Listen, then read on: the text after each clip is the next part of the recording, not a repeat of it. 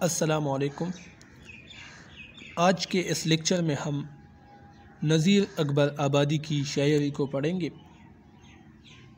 نذیر اکبر آبادی 1735 عیسوی کو پیدا ہوئے دہلی میں۔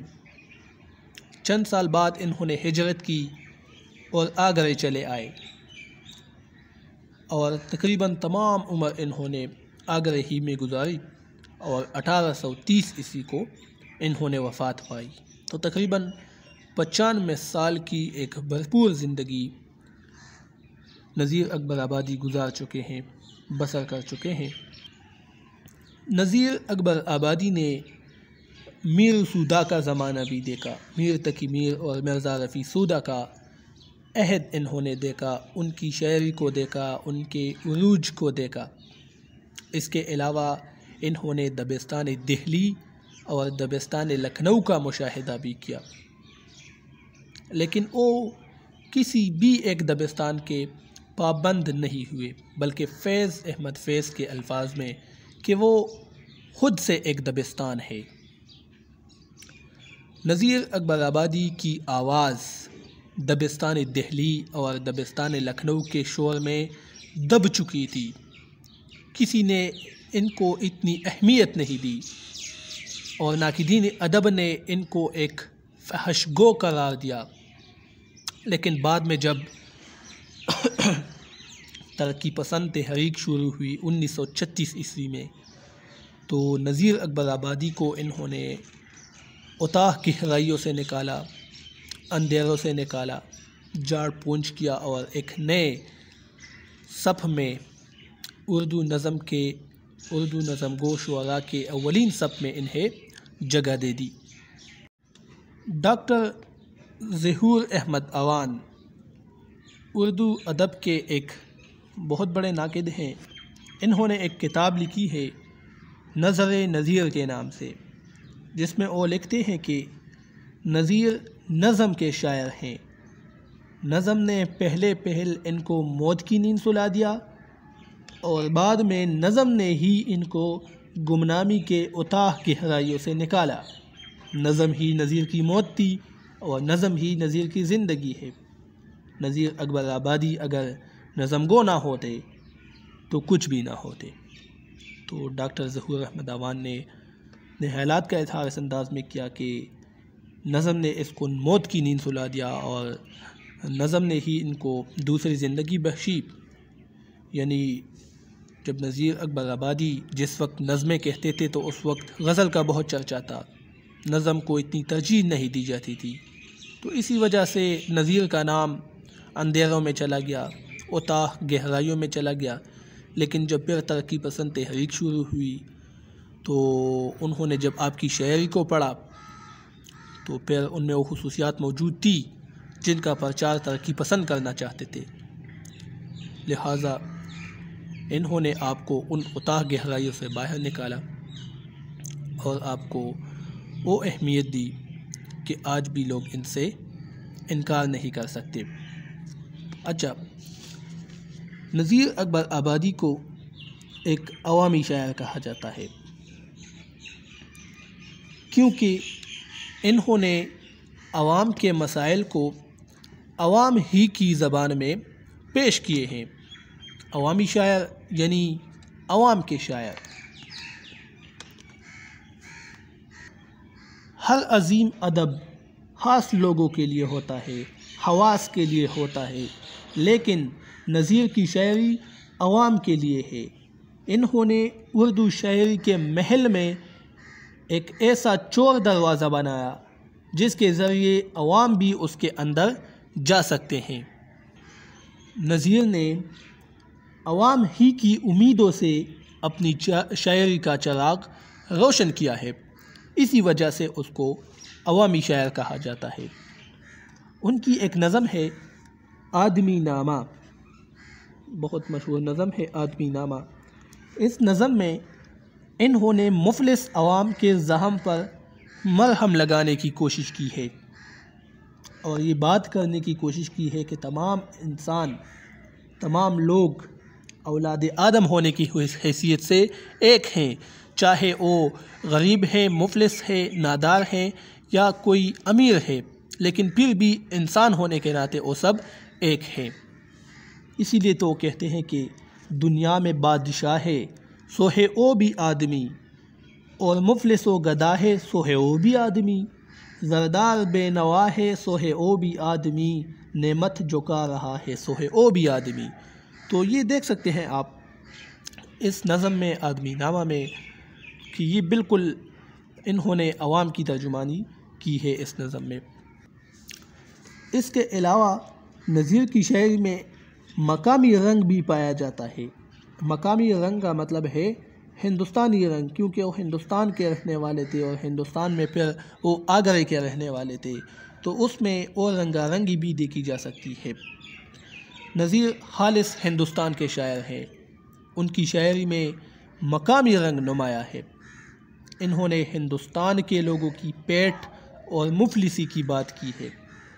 انہوں نے فرہاد اور شیریں کے بجائے ہیر رانجھا کی بات کی ہے، یعنی فرہاد اور شیریں یہ تو فارسی زبان کے قصے ہیں، وہاں کی داستانیں ہیں، لیکن ہیر رانجھا ہندوستان کی کہانیاں ہیں، تو انہوں نے فرہاد اور شیریں کی بجائے ہیر رانجھا کی بات کی ہے۔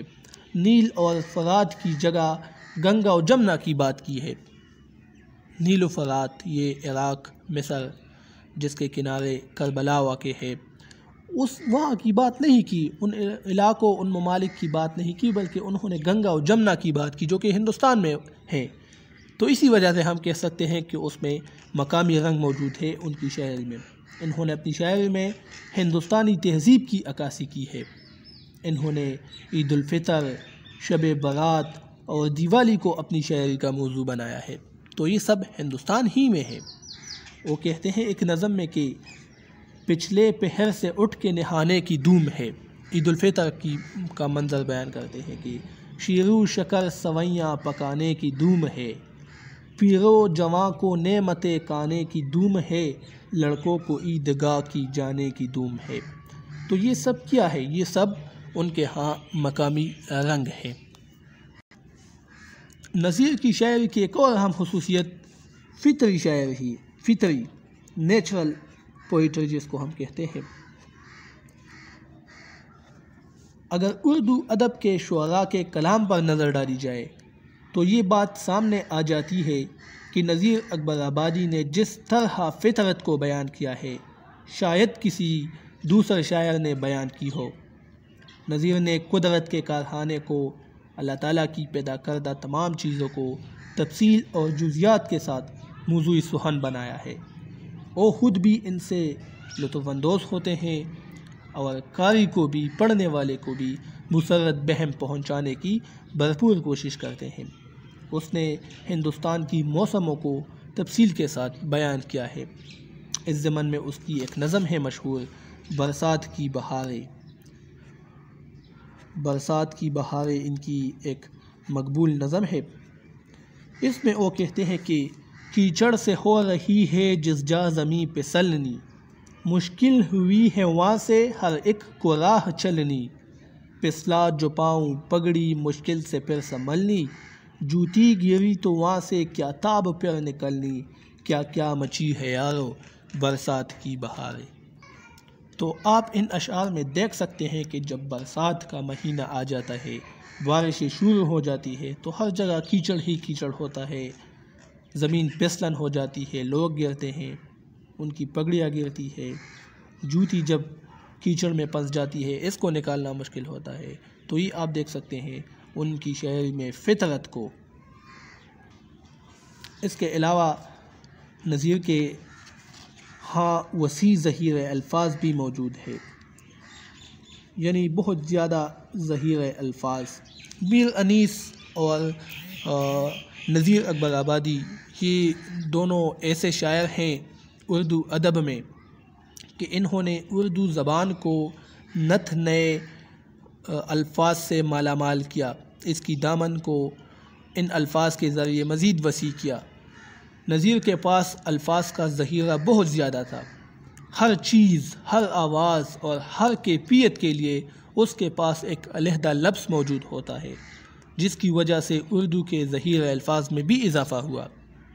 وہ یہ اس نظم برسات کی بہاریں میں وہ لکھتے ہیں کہ کوئی پکارتا ہے لوئی مکان ٹپ کا، گرتی ہے چت کی مٹی اور سائبان ٹپ کا، چلنی ہوئی اٹھاری کوٹا ندان ٹھپ کا، باقی تا ایک اسارا سو او بھی آن ٹپ کا۔ تو یہ دیکھیں یہاں پر مکان، سائبان، اٹھاری، کوٹھا، اسارا، یہ سب مختلف قسمیں ہیں مکان کے، لیکن ان سب کے لیے نظیر کے پاس ایک ایک لفظ موجود ہے، علیحدہ علیحدہ لفظ موجود ہے۔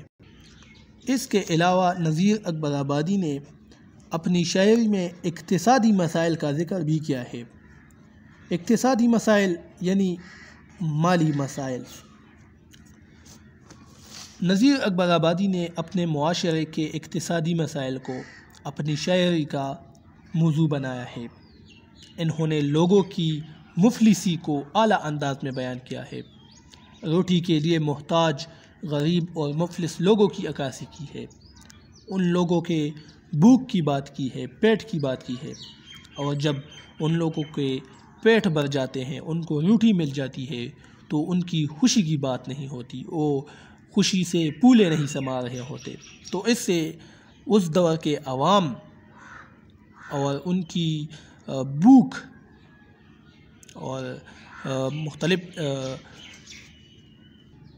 مختلف استحصالی قوتوں کے ظلم و جبر کا پتہ چلتا ہے۔ وہ ایک نظم میں کہتے ہیں، روٹی نامہ میں یا روٹی کی فلسفی، اس میں نظیر اکبر آبادی کہتے ہیں کہ جب آدمی کے پیٹ میں آتی ہے روٹیاں، پھولی نہیں بدن میں سماتی ہیں روٹیاں، آنکھیں پری رہوں سے لڑاتی ہیں روٹیاں، کہ یہ عشق وغیرہ بھی روٹی ہی کی وجہ سے ہوتے ہیں۔ جب انسان بھوکا ہوتا ہے تو پھر وہ عشق بھی نہیں کر سکتا۔ اس طرح ایک اور نظم میں وہ کہتے ہیں کہ جو اہل فضل و حال مفاضل کہلاتے ہیں، مفلس ہوئے تو کلمہ تلک بھول جاتے ہیں، پوچھے کوئی الف تو اسے بے بتاتے ہیں، کہ عالم وغیرہ بھی اگر ان کے بھوکے ہیں، ان کے پیٹ بھی بھوکے ہیں، تو پھر وہ اپنی تعلیمات کی اچھی طرح سے تبلیغ بھی نہیں کر سکتے۔ یہ سب روٹی ہی کی بدولت ہے۔ تو اقتصادی مسائل کو انہوں نے اپنی نظموں کا موضوع بنایا ہے۔ تو امید ہے آج کی ویڈیو آپ لوگ کو پسند آ چکی ہوگی۔ اگر آپ میرے دوسرے لیکچر دیکھنا چاہتے ہیں تو پلے لسٹ کا وزٹ کیجیے۔ اللہ حافظ۔